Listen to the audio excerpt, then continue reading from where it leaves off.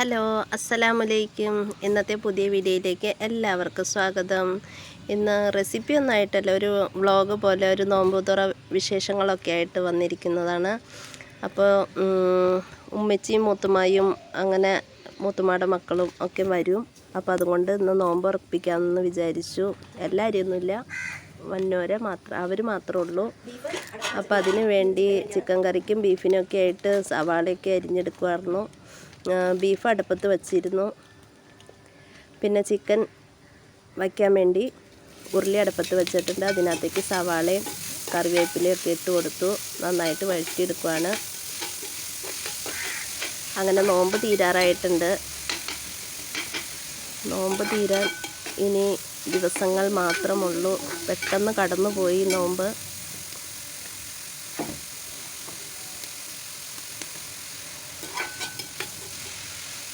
പിന്നെ അങ്ങനെ സവാളയൊക്കെ നന്നായിട്ട് വഴറ്റിയെടുത്തിട്ടുണ്ട്. അപ്പോൾ ഒരു തക്കാളി അങ്ങോട്ട് അരിഞ്ഞിട്ട് കൊടുക്കാമെന്ന് വിചാരിച്ച് തക്കാളി ഇട്ട് കൊടുക്കുവാണ്.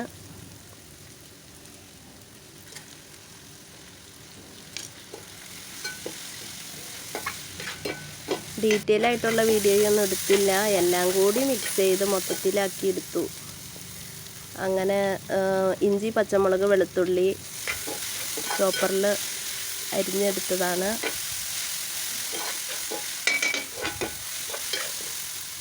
നന്നായിട്ട് വഴറ്റി കഴിയുമ്പോൾ നമുക്ക് പൊടികൾ ഇട്ട് കൊടുക്കാം. അപ്പോൾ ബീഫ് വെന്തോന്ന് അറിയാൻ വേണ്ടി ഒന്നുകൂടി, വേവാറൊന്നും ആയില്ല, എന്നാലും ഒന്ന് ഇളക്കിയിട്ട് കൊടുക്കുവാണ്.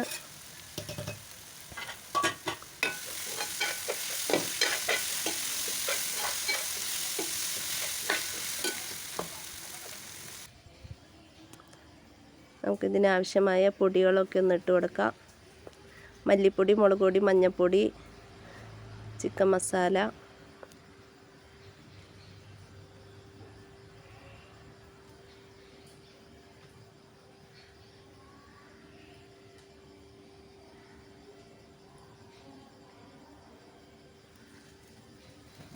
നന്നായിട്ട് പച്ചമണം മാറുന്നത് വരെ നമുക്ക് ഇളക്കി മൂപ്പിച്ചെടുക്കാം. എന്നിട്ട് നമുക്ക് ചിക്കൻ ഇട്ട് കൊടുക്കാം.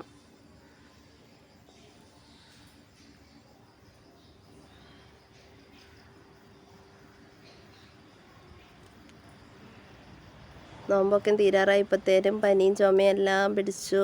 ഒച്ചയൊക്കെ അങ്ങോട്ട് അടഞ്ഞു പോയി. നല്ല ചുമയാണ്. കട്ട് ചെയ്താണ് പിടിക്കണത്.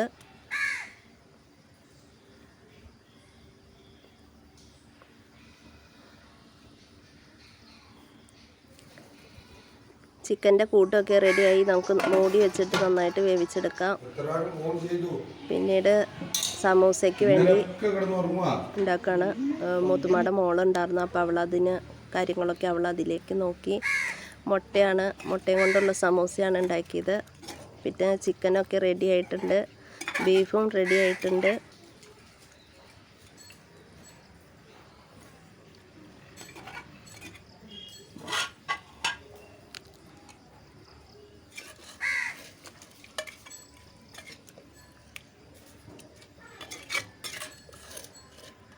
അടുപ്പത്തേക്ക് തന്നെ ക്യാബേജ് തോരൻ വെക്കാമെന്ന് വിചാരിച്ചു. അപ്പോൾ ക്യാബേജ് പറ്റുന്നതൊക്കെ അടുപ്പത്തും വെച്ചു, ഗ്യാസേലും വെച്ചു. അങ്ങനെയൊക്കെ ആയിട്ട് എല്ലാം റെഡിയാക്കി എടുത്തിട്ടുണ്ട്.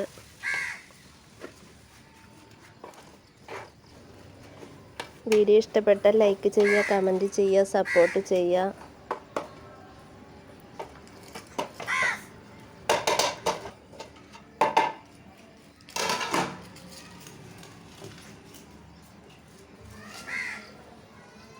പിന്നെ നെയ്ച്ചോറിന് എല്ലാം മൂപ്പിച്ചെടുത്തിട്ട് അണ്ടിപ്പരിപ്പും മുന്തിരിയും നമ്മുടെ കറുകപ്പട്ട എല്ലാം ഇട്ട് കൊടുത്തിട്ടുണ്ട്. അതിനകത്തേക്ക് പിന്നെ അരി ഇട്ട് നന്നായിട്ട് വറുത്തെടുത്തു. എന്നിട്ടാണ് വെള്ളം ഒഴിച്ചേക്കണത്. അതിൻ്റെ ഇപ്പുറത്ത് തരിക്കഞ്ഞിക്ക് വെച്ചിട്ടുണ്ട്.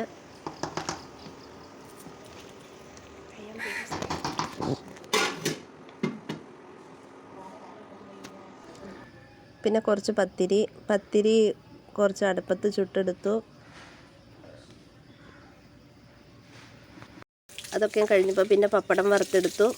പപ്പടം വറുത്ത് കഴിഞ്ഞിട്ട് വേണം ആ എണ്ണയിലേക്ക് ഒഴിച്ച് സമൂസ വറുത്തെടുക്കാൻ. സമൂസയ്ക്കും വൈകിട്ടാണ് വറുക്കണത്. അതിൻ്റെ ഒപ്പം ചായയും വെച്ചിട്ടുണ്ട്. സോറി, നല്ല ചുമയാണ്, സംസാരിക്കുമ്പോൾ ഇങ്ങനെ കുത്തി കുത്തി ചുമ വരും. അപ്പം അതിൻ്റെ പുറകിടെ ഫ്രൂട്ട്സൊക്കെ കട്ട് ചെയ്യുന്നുണ്ട്. എല്ലാം ഡീറ്റെയിൽ ആയിട്ടൊന്നും എടുക്കാൻ പറ്റിയില്ല, സുഖമില്ലാത്ത കാരണം അങ്ങനെ കറക്റ്റായിട്ട് എടുക്കാനൊന്നും പറ്റിയില്ല.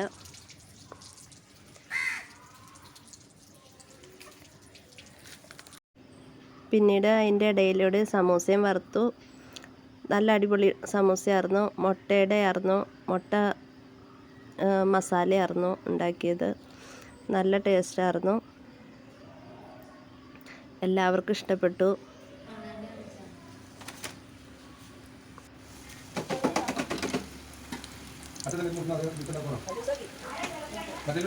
പിന്നെ നോമ്പ് തുറക്കാൻ ബാങ്ക് വിളിക്കാറായി. അപ്പോൾ എല്ലാവരും ഇങ്ങനെ നിലത്താണ് ഇരിക്കാൻ ഉദ്ദേശിച്ചേക്കണത്. അപ്പോൾ എല്ലാവരും നിലത്തേക്കടെ ഇങ്ങനെ ഇരുന്നു. അപ്പോൾ ഒത്തിരി ഫ്രൂട്ട്സും കാര്യങ്ങളൊന്നും ഉണ്ടായില്ല, ഉള്ളതൊക്കെ വെച്ച് അങ്ങനെ ഒരു നോമ്പ് തുറ വെച്ചു. അപ്പോൾ വീഡിയോ ഇഷ്ടപ്പെട്ട ലൈക്ക് ചെയ്യാൻ മറക്കരുത്. പുതിയ വീഡിയോയുമായി അടുത്ത ദിവസം വരാം. അതുവരേക്കും അസ്സലാമു അലൈക്കും.